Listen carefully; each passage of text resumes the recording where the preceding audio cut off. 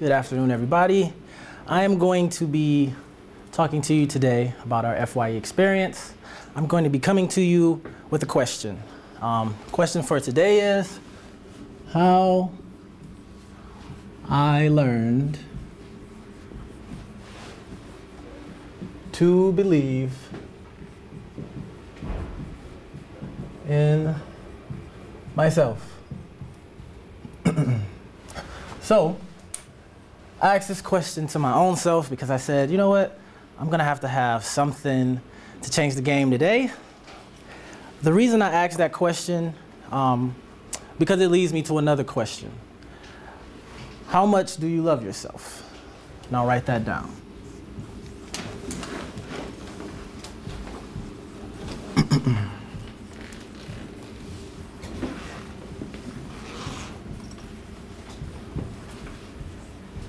So these two questions are definitely correlated. How I learned to believe in myself, how much do you love yourself? And the reason why I'm actually putting those two up there simultaneously is because the first one helped me be able to conquer college. Very much when I was in undergrad, how I learned to believe in myself. A lot of people will tell you, oh, you just need more confidence. That's one of the things I find at the writing center. I have a lot of people come in there, I don't know how to write papers. I need more help than this. Help me, AKA, please do half my work, which I'm not willing to do at all. But if I go to them and I say, well, how much do you love yourself? They may say, oh, I love myself a lot. Well, then I ask them, well, if you love yourself a lot, then that should equate to believing in yourself a lot. But sometimes the two don't correlate. But I believe that we should correlate those two together. Because if you love yourself a lot, then you know that you can put the work in to get more from yourself. Right? So I'll give you a story. There was a student once in the reading center who wrote an essay about becoming the first head bunny in her 5th grade spring festival. As she read this story, everyone laughed loudly. Afterwards, someone asked, why did you go through all that trouble to be the head rabbit? The student paused, and she simply said, the head rabbit got to wear the best costume. A serious look came over her face, and she said, the truth is, I thought people would like me more if I was the head rabbit. She paused again, and she said, I guess I hope that I would like me more too. So, like this student, some people believe that self-love depends on an outer accomplishment. This kind of love is called conditional. I love myself after I earn my degree. I'll love myself after I get a great job. After I marry the perfect man or woman, I'll love myself then. After I buy my dream house, I'll love myself then. If your belief that an accomplishment is going to create more self-love, then you are inaccurate in thinking that you're going to feel better about yourself. So we have a lot of people who say, I'm driving a fancy car, right? I want the mansions. We've been talking about that in class. You know, write down what your goals are, what your dreams are. What happens if you reach those goals, you get all this success, but then you're empty inside? Now, all the stuff you told us, you'll try to find us and say, hey, y'all told me if I set goals. You're gonna try to blame it on us. But what I'm saying is this, setting the goal is fine, but you gotta understand it is not linked to self-love. You don't love yourself because you have more or less of something. So those two will not correlate into being, I'm a better person because I have more things or I have more stuff. The second thing I want to talk about is designing a self-care plan, because if I'm telling you that it's not linked, well, how do we design a self-care plan? So that's what part of what we're going to do today is going to be designing a self-care plan. And so I'm going to hit on 3 things. You're going to nurture yourself physically. You're definitely going to, find that right here, nurture yourself mentally and nurture yourself emotionally. So we have those 3 things. I'll write them back down again once I come to that, and I'll tell you another story. And I like this story.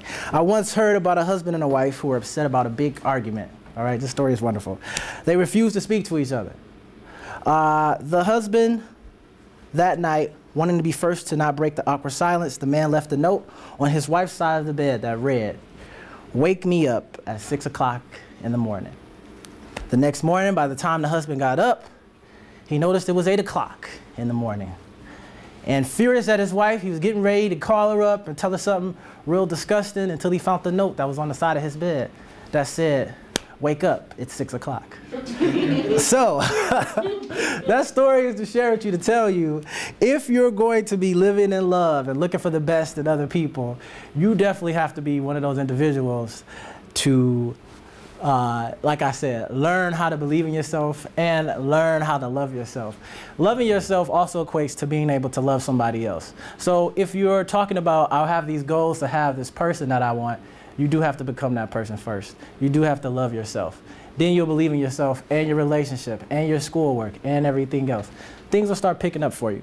The second part of this, which we were talking about, nurture yourself physically. You're gonna have to nurture yourself physically. If you like doing things in the morning time, somebody give me some stuff that we can nurture ourselves physically with that's positive. Anybody? Prayer. Give me some stuff. Prayer. All right. Waking up in the morning praying. Prayer. What else? Doing your goal list. Goal list. Goal list. Okay. Goal list. Writing your goal list. Mr. Razak would definitely love that. Writing your goal list. What else do we have? What else do we have? Reading. That is physical. Reading. What else? What else do we have? Physical. Exercise. Thank you. Exercise. So, name me some exercise. We got yoga. Okay. We got exercise here. What else do we have? Yoga. What else? Swimming. For those of you who can swim. What was that? Treadmill. Running. You can go outside. I know you guys see people running outside every morning.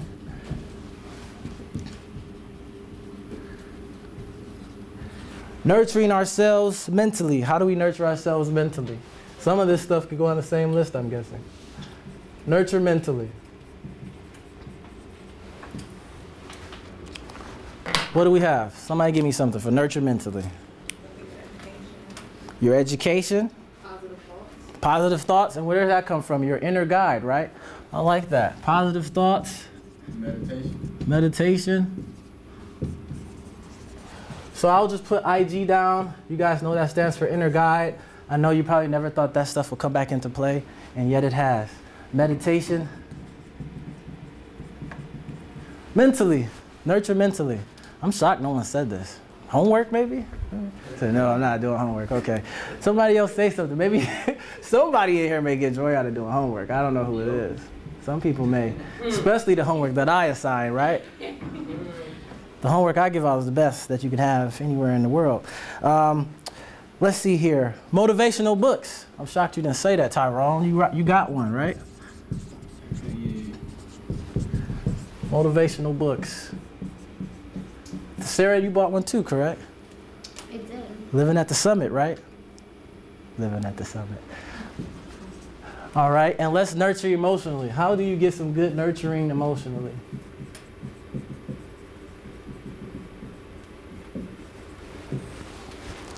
Nurture emotionally.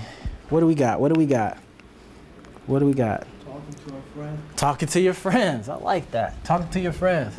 Talking to your friends. What about talking to yourself? Now, y'all remember when I had y'all write that out? Everybody came to class and thought I was crazy that day. This felt weird writing to myself. So you could basically write, you know, have a little write or talk session with your inner guide. Nurture emotionally. What else do we have? Listen to some music. Listen to some music. Okay. Listen to some music. Yeah. What type of music? I mean, we don't want nothing. Classic. I don't know. Classical? Probably classical, because probably throwing on some Drake probably is not gonna. It's not gonna probably get.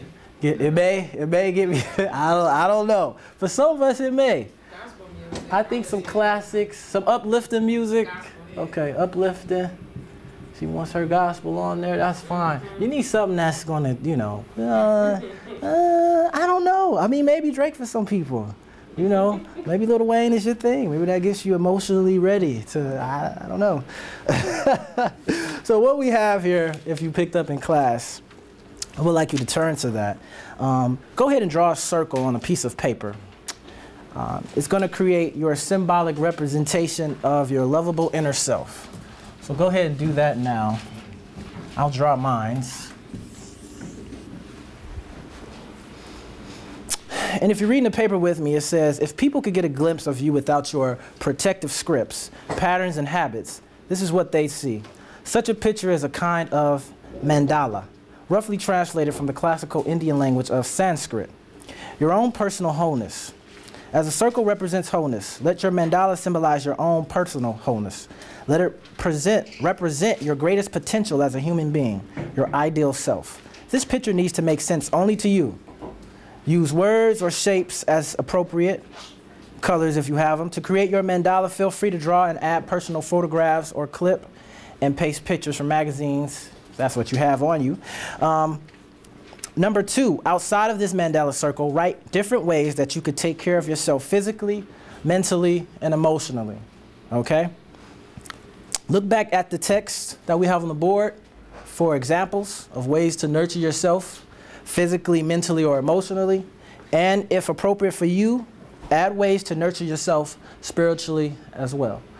On the next page, you'll write an explanation of your mandala and your self-care plan that you have just created. So we'll do that right now. So some of us can, maybe we can help each other out. Who wants to tell me what they're going to draw in their circle? Give me an idea. What would you draw in your circle? Representation of your lovable inner self. How do you love yourself? These are some good questions to ask. How do you love yourself? What would you be drawing? Come on now. Somebody in here got some tattoos they ain't told somebody about. Come on now. You go into the tattoo man and you got, look, draw me this. It means I love you forever. You don't even know what it means for real. So what would you write inside of there? What's something that you would draw or put inside there? A butterfly? Okay. And what would that mean for you? Representation? Just beautifulness. Okay.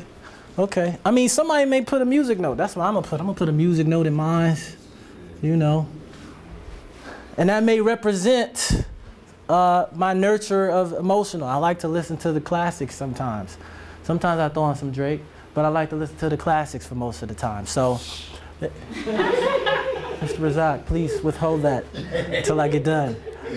So I like to listen to the classics. I'm gonna put a music note in mine. Positive thoughts. Maybe I'll put some prayer hands in there. Positive thoughts, some prayer hands or something. I like reading inspirational books. Listen, don't judge the drawings right now. So I'm gonna put a book in there. I like positive thoughts. I like reading books. I have actually prowess when it comes to artistic drawings, actually. I won't speak on that right now. Let me fix my hands though, because they look like bread. I'm gonna fix that though. Okay. Best I could. Don't judge it. Right now, exercise. Okay, so I can throw a weight bar on there. Okay, there we go. That's not a car. Okay. Right there, a weight bar and a weight bench. Right there, yep. All right. I'm representing some exercise going on right there. I'll even draw a little man running or something like that. That's cool.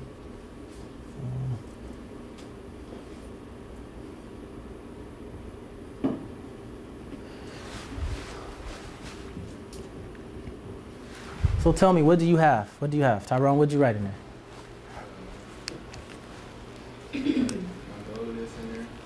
Goal list, your goal list is in there. So he may have a piece of paper with a couple things scribbled on there to represent his goal list. Now, after I've drawn that, if you've drawn it at all, you can put some writings on what's outside of your mandala. So even if you felt like you're not the best artist, take this time to write something on the outside of your mandala that represents you, your self-love. What's your potential as a human being? If you want a Bentley, why not draw it in there? What personal characteristics are representing you? What's the most important stuff to you? So you should write those things down real quickly. The reason why I'm even introducing this into the class today is just due to the fact that you're gonna have some people who tell you maybe, I'm not good enough this semester, or you weren't good enough this semester. You failed something. And you may say, you know what, I told myself I couldn't do it, or you know what, it was a chance that I couldn't do this, and maybe it's because you didn't study enough. So now you think, ah, man, see, I failed. I'm a failure. But that's not the case. You do what a lot of people do. It's called making a mistake. It's called having a setback. It'll make you better. It'll make you better. The reason we have this, most people that are wealthy, most people that are successful in life, they have these lists. They understand that, listen, even if I have a huge deal fall through for $10 million, that ain't the end of the world to me. I may be upset, justifiably. I may not feel like it's the best thing for me right now. You know, I may have to go take this anger out somewhere else. But I still love myself enough to know that this is not the end of the world. And I think that's one of the biggest things that as a college student, I have definitely felt like, man, this might be it for me. And I was a college athlete. So it was one of those things where I knew, man, my eligibility could be on the line if I don't get this grade. My God, what am I gonna do? So I definitely had to step up and just deal with what I had to deal with, you know? And I think that's one of the things that I'm trying to talk about through making this mandala, through making this list that you have, this drawing. Sitting down and doing stuff like this with your children. This is something that's important. With your brothers and sisters, siblings, taking this to other people. If you can start to instill these values young enough, now we start having communities of people who can break these barriers that they're having, and they're trying to say, oh, I'm not good enough. Because once you say you're not good enough, then it becomes, I'm not smart enough. And we both know that effort and intelligence are not connected to each other. All right? I would like to introduce your guest speaker for this evening, Mr. Huzaifa Razak. He is going to come to the board and deliver his portion of today's class. Everybody give him a hand.